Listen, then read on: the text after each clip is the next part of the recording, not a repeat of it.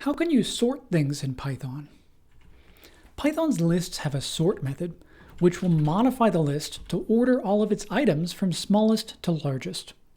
The sort method relies on the less than operator, so any object that works with the less than operator can be sorted.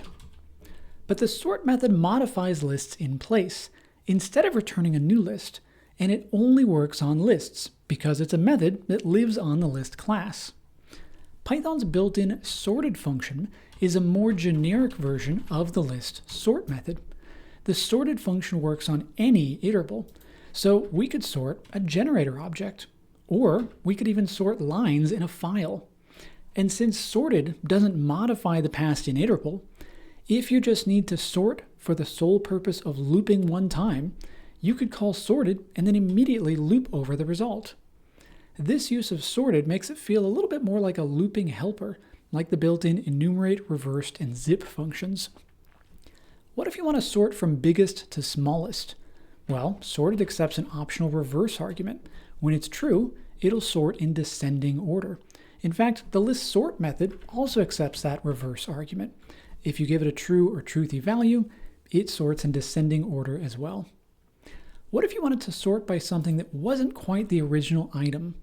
For example, let's say we'd like to sort a list of strings, but not by the characters in the string. Instead, we'd like to sort them by their length. Well, the sorted function accepts an optional key argument. That key argument should be a callable. That is something like a function.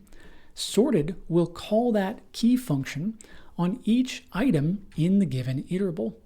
And it'll sort the items by the result of whatever it gets back from that key function for each item. So if we passed in the built-in len function as our key function, sorted will call len on each item, and then it'll use that value, the length of each string, as the key to sort by. So you can see we're sorting these strings in order of their length in ascending order.